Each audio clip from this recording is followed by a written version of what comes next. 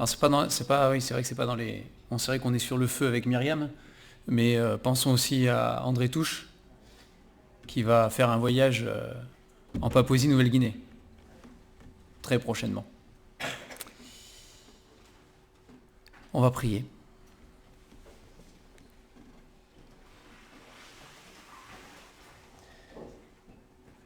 Merci Seigneur de ce moment que tu permets ce matin pour nous approcher de toi, pour ouvrir ta parole, Seigneur.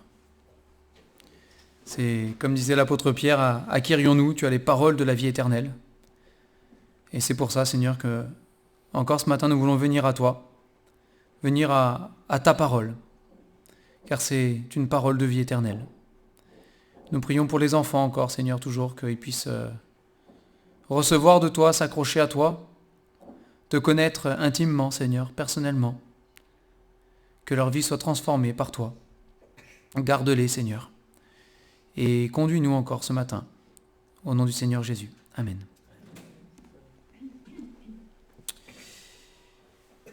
Luc chapitre 9, ce matin. Luc chapitre 9. On va commencer avec le verset 22.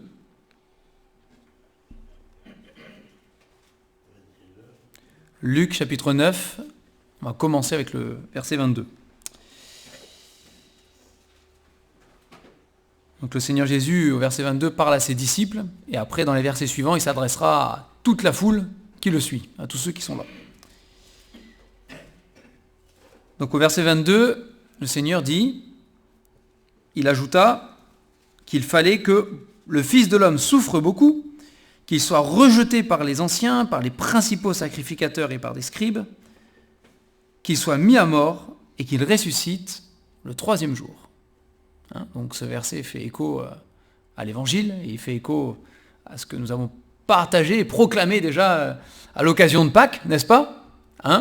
Que voilà, selon les Écritures, selon les prophéties, le Seigneur Jésus est l'agneau de Dieu qui ôte le péché du monde, celui qui a été sacrifié à notre place pour payer pour nos péchés.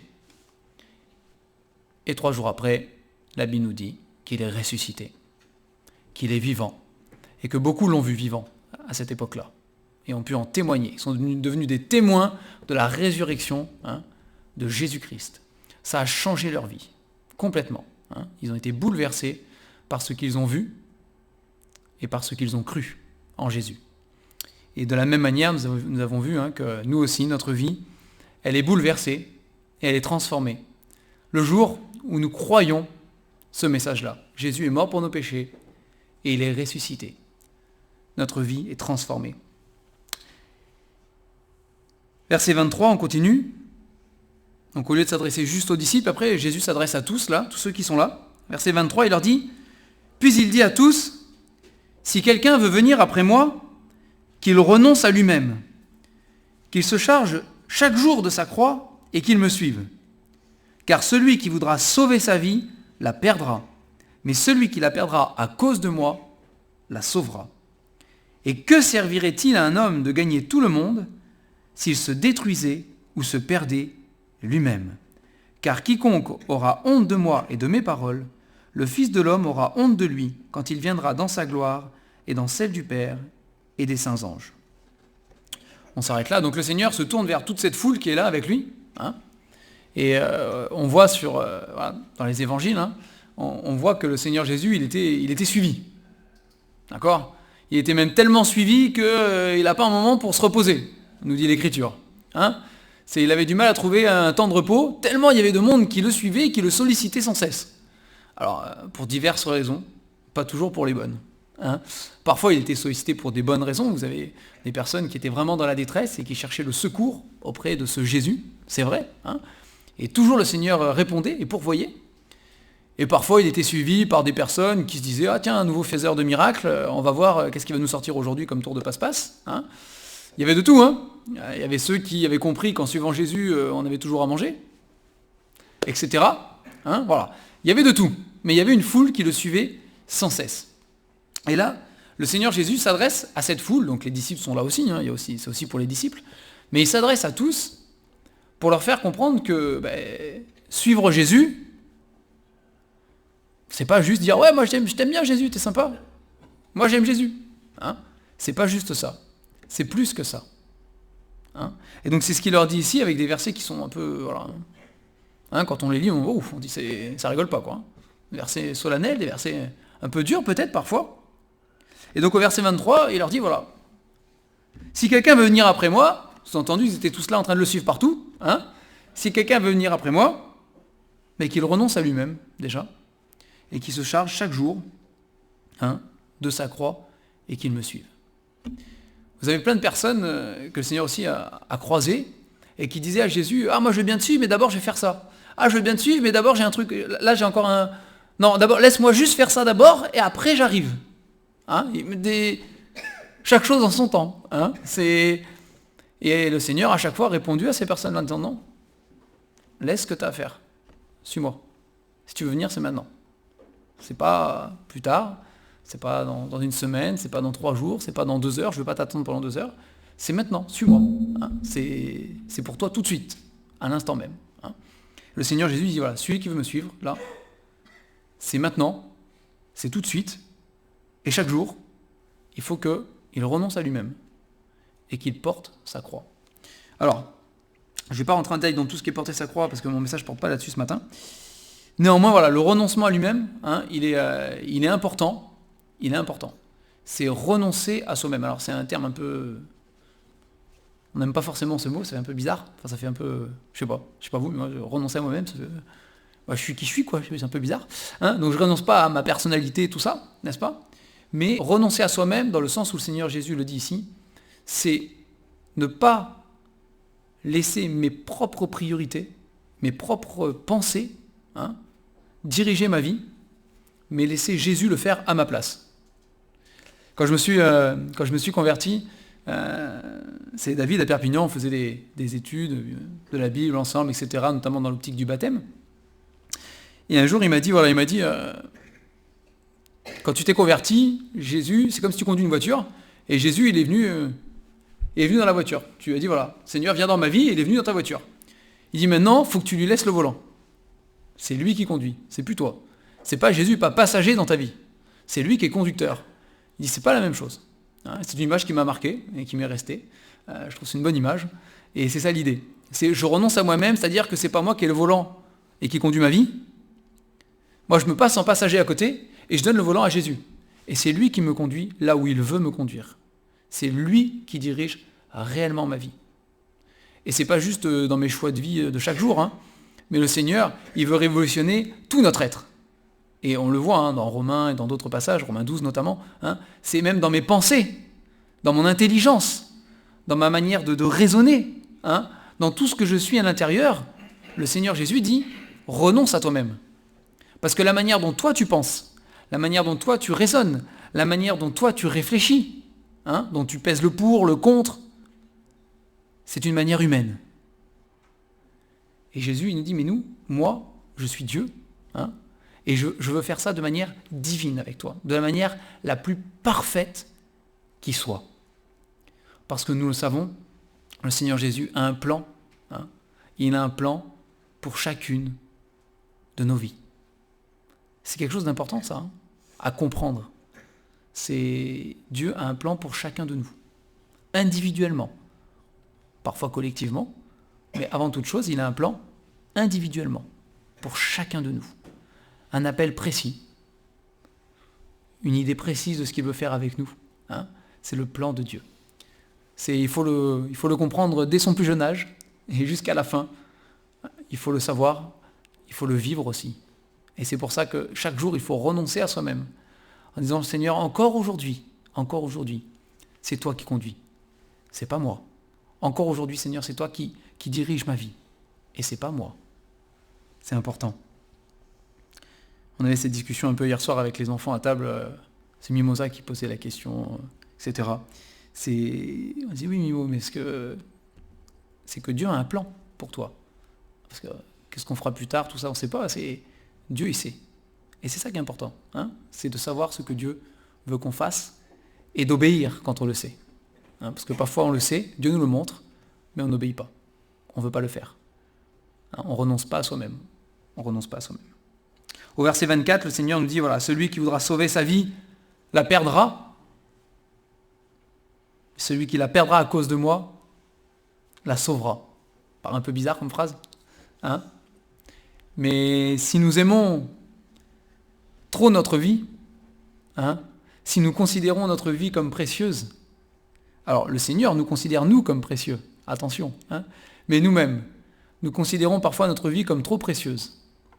Et pensez à tous ceux qui, et le Seigneur sait à qui il parle, notamment avec les disciples qui étaient là, pensez à ceux qui ont perdu leur vie pour leur foi.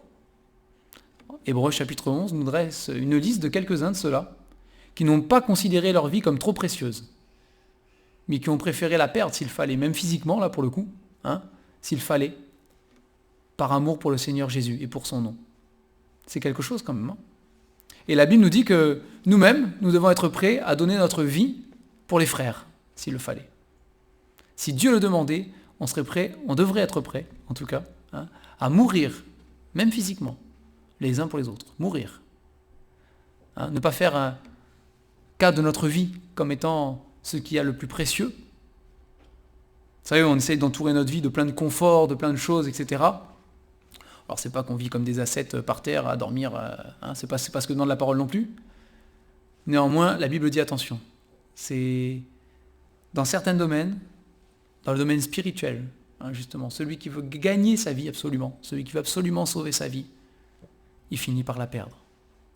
Il faut considérer plus important que notre vie, plus précieux que notre vie, est l'obéissance au Seigneur Jésus. Et la personne du Seigneur Jésus. C'est plus précieux que tout ce que nous possédons. C'est plus précieux que le regard des autres aussi sur notre propre vie. Hein. C'est lui qui est le plus précieux. Toute l'épître aux Hébreux est là pour nous rappeler.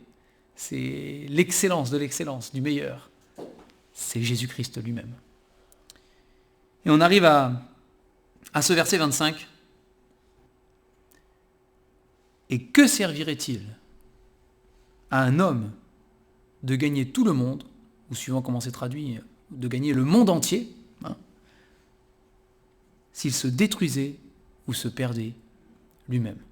On retrouve ce passage dans les 3 évangiles, Matthieu, Marc, Luc, d'accord, hein, presque mot pour mot, avec des petites subtilités, parfois, mais c'est ce mot qui à chaque fois est employé là, gagner le monde. Que servirait-il à un homme de gagner le monde entier? C'est fort, hein?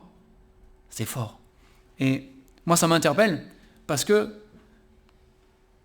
ça me remet en question sur le fait que, quel est le but de ma vie? Alors oui, je suis chrétien, donc c'est glorifier Dieu. Amen. Voilà, super. Mais concrètement, je veux dire, chaque jour de ma vie, c'est dans les 24 heures qui me sont données chaque journée, hein, dans les semaines qui sont devant moi, quel est le projet, quel est le but de ma vie? Pourquoi je me lève le matin? Pourquoi je fais ce que je fais toute la journée? Quel est mon objectif dans la vie, hein? Quel est mon objectif? Est-ce que je cherche, d'une certaine manière, à gagner le monde? Alors bon, vous allez me dire, on n'est pas des empereurs, on n'a pas des armées pour conquérir le monde entier, n'est-ce pas? Néanmoins, parfois, dans notre manière de vivre, de penser, de choisir, hein, dans notre manière de remplir nos journées, on cherche à gagner quelque chose.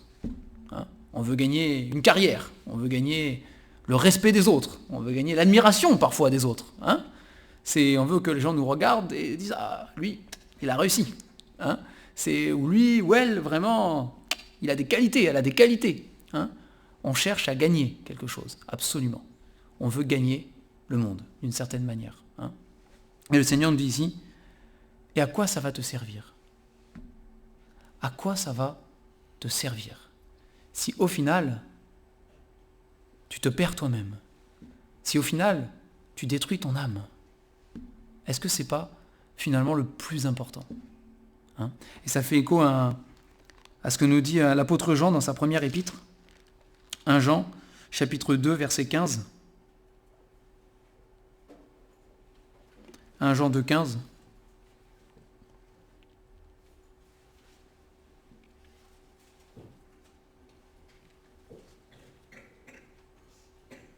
Il nous dit ici, 1 Jean chapitre 2 verset 15. N'aimez pas le monde, ni les choses qui sont dans le monde. Si quelqu'un aime le monde, l'amour du Père n'est pas en lui. Verset 16, car tout ce qui est dans le monde, la convoitise de la chair, la convoitise des yeux et l'orgueil de la vie, ne vient pas du Père, mais du monde. Verset 17, et le monde passe, et sa convoitise aussi. Mais celui qui fait la volonté de Dieu demeure éternellement. On connaît ce passage, hein. C'est un beau passage. Mais dans Luc, voilà, le Seigneur le dit. À quoi ça va servir? À quoi ça va servir? De chercher absolument à gagner quelque chose dans ce monde, hein, ou à gagner le monde entier. Il y en a qui ont essayé de gagner le monde entier pour de vrai. Hein. Il y en a eu. Hein. Il y en a qui continuent peut-être aussi. Hein. Eh oui, l'homme est ce qu'il est et il n'arrêtera pas. Hein. Il y a eu des empereurs, des dictateurs, des conquérants qui ont essayé de gagner vraiment physiquement, hein, de manière territoriale et géographique, le monde entier. Qu'est-ce qu'ils ont gagné? Même pour ceux qui ont réussi à avoir les plus grands empires, hein, qu'ont-ils gagné? Rien. À quoi ça sert? Souvent on se fait assassiner, hein, ça finit pas bien. Hein. Même, eh oui, le pouvoir appelle le pouvoir. Hein. Ce sont des choses... Et c'est dans le livre de Daniel, hein, que nous retrouvons un grand roi qui s'est laissé tourner la tête par les choses, par l'orgueil de la vie, c'est l'orgueil de la vie, et qui a dit, oh là là, c'est magnifique ce que je fais. Et la Bible nous dit que Dieu l'a humilié et qu'il est devenu comme une bête à manger de l'herbe. Hein. C'est quelque chose de fort, hein, ce passage aussi dans Daniel. Hein. Il est devenu comme un animal pendant longtemps. Après quoi Dieu l'a rétabli. Et il a reconnu que ça servait à rien tout ça. C'est ce qui compte, c'est de reconnaître et de craindre le Dieu des cieux. Ça, c'est sa conclusion. Il faut craindre le Dieu des cieux. Il faut lui rendre gloire à lui seul, hein, et non pas à un homme quel qu'il soit. Parce que on ne joue pas, hein, on ne joue pas avec Dieu.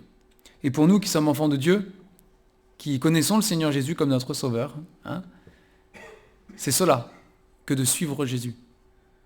C'est pas juste dire je suis chrétien parce qu'un jour j'ai accepté Jésus et puis je me suis fait baptiser et puis je vais à l'église. Hein. C'est plus que ça. C'est vraiment renoncer à soi-même, comme il dit ici. Hein. Et c'est vivre ma vie avec pour projet absolu, après on fait des choses, hein, mais avec pour projet absolu de glorifier Dieu dans ce que je fais, vraiment. Vous connaissez ce verset, hein, qui dit quoi que vous fassiez, en parole ou en œuvre, faites tout au nom du Seigneur Jésus. En rendant par lui des actions de grâce à Dieu le Père. Mais quoi que vous fassiez, en parole ou en œuvre. Et au verset 26,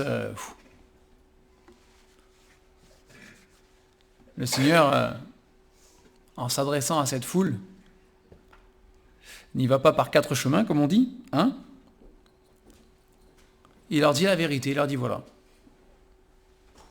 Il dit moi je vous le dis, si sur la terre, vous avez honte de moi, hein, c'est quand vous avez le choix dans votre vie entre faire ce qui est juste, faire ce que Dieu veut, vivre de la manière dont Dieu le veut, et gagner le monde. Hein, cherchez à gagner le monde. Cherchez à vivre selon vos propres idées, vos propres volontés, ou comme le monde veut qu'on vive. Hein, si vous avez honte de vous démarquer, si vous avez honte de faire les choses différemment parce que vous êtes chrétien, parce que le Seigneur Jésus vous le demande, Jésus le dit ici, il dit, moi j'aurai aussi honte de vous quand je reviendrai. C'est fort, hein? C'est pas des petites paroles, hein? C'est le Seigneur Jésus qui les prononce. Et il le dit, si vous avez honte de moi, quand je viendrai vous chercher, moi aussi j'aurai honte de vous. Alors en Corinthiens, nous apprenons que nous sommes sauvés comme au travers du feu. Nous le sommes quand même. Mais imaginez notre réaction. Imaginez notre état, nos sentiments. Devant le Seigneur Jésus qui a honte de nous.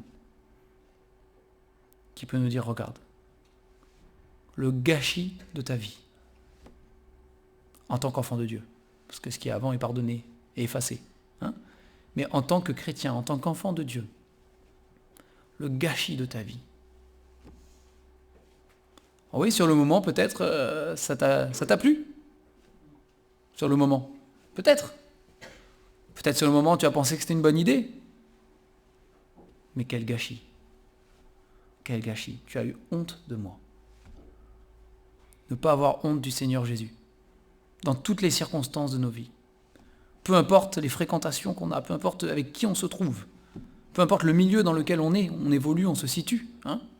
Ne pas avoir honte du Seigneur Jésus.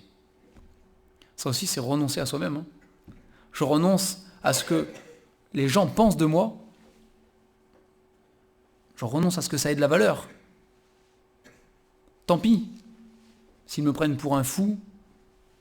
Tant pis s'ils se moquent. Tant pis s'ils critiquent. Peu importe leurs pensées.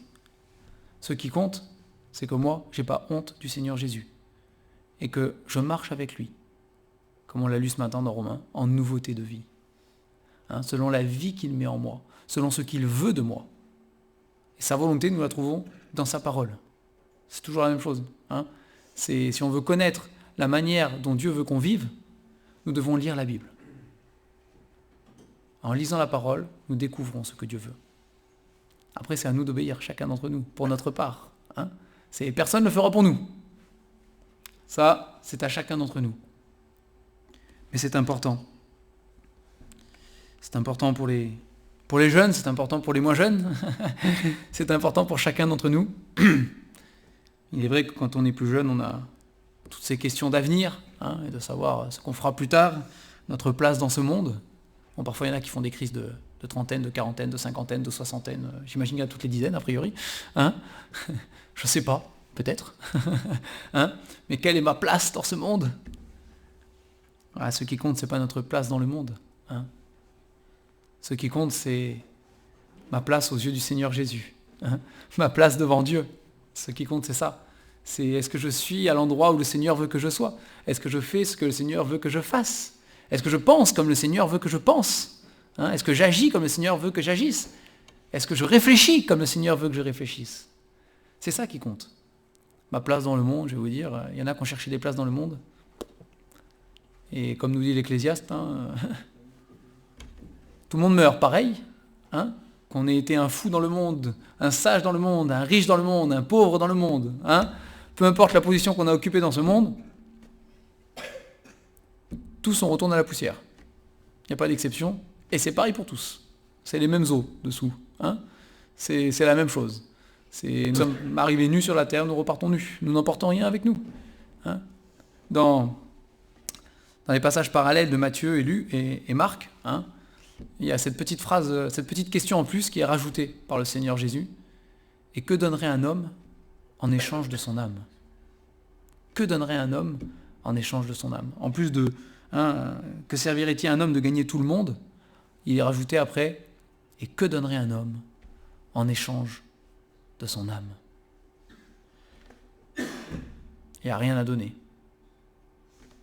La valeur d'une âme est tellement élevée que nous n'aurions pas les moyens de payer quoi que ce soit. C'est la seule chose assez précieuse pour acheter une âme, c'est le sang du Seigneur Jésus qui a coulé sur la croix. C'est ce que nous proclame la parole de Dieu. C'est la seule chose assez précieuse au monde pour racheter une âme. C'est la vie du Seigneur Jésus elle-même. La vie de Dieu lui-même, qu'il a donnée par amour pour nous. Par amour pour nous. Alors je ne vais pas aller plus loin, mais pensez-y, pensons-y. Méditons sur ces choses. C'est chacun pour soi-même. Nous devons méditer sur ces choses pour ne pas nous laisser engloutir par ce monde, envahir par ce monde, dans notre vie personnelle et aussi dans l'Église. Pensons à ces choses-là, c'est important. C'est important. À quoi ça me servirait de gagner le monde entier si à côté de ça, je perdais mon âme? Et l'auteur de l'Épître aux Hébreux nous dit, nous, il le dit, nous ne sommes pas de ceux qui se retirent pour perdre leur âme, mais nous sommes de ceux qui ont la foi pour sauver leur âme. On va prier pour terminer. Seigneur Jésus,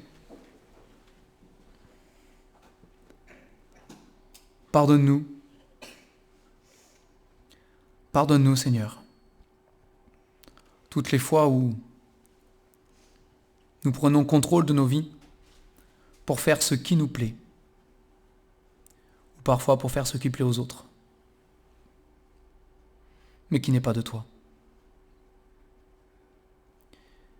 Seigneur, nous savons que la barre est élevée, mais nous savons que nous pouvons compter sur ton esprit dans nos vies pour agir et vivre comme toi tu le veux. Oui, Seigneur, pardon pour toutes les fois. Toutes les fois, Seigneur, où nous ne renonçons pas à nous-mêmes, où nous considérons notre vie sur terre comme précieuse. Pour toutes les fois où le monde, Seigneur, et ses attraits nous séduisent.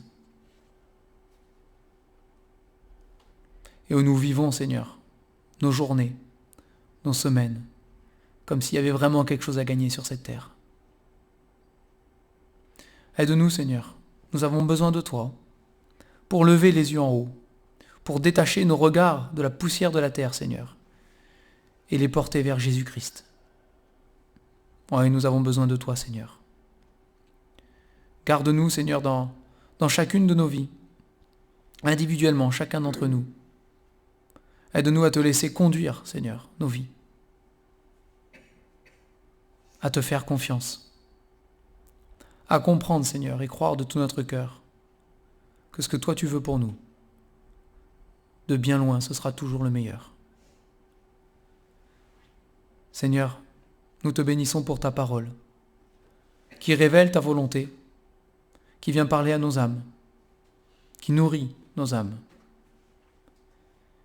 Ne la méprisons pas, Seigneur. Seigneur, j'ai à cœur de te prier encore ce matin. Pour si parmi nous, il y en a qui, peut-être, ont déjà dit « Oui, moi j'aime Jésus et je crois en Jésus », du bout des lèvres, mais que ce n'est pas une vraie réalité dans leur cœur. Je te prie que ce matin, Seigneur, ce soit le jour de leur salut, le jour où ils se tournent vers toi, le jour où ils acceptent complètement ce que tu as fait pour eux à la croix, et qu'ils se donnent à toi, sans réserve, disant « Seigneur, pardon pour mes péchés et prends toute ma vie, sauve-moi ». Nous te prions pour cela, et nous avons foi, Seigneur, que malgré tout, ta parole, qui est puissante, œuvre dans nos cœurs, dans les cœurs de chacun. Sois béni encore ce matin, au nom du Seigneur Jésus. Amen.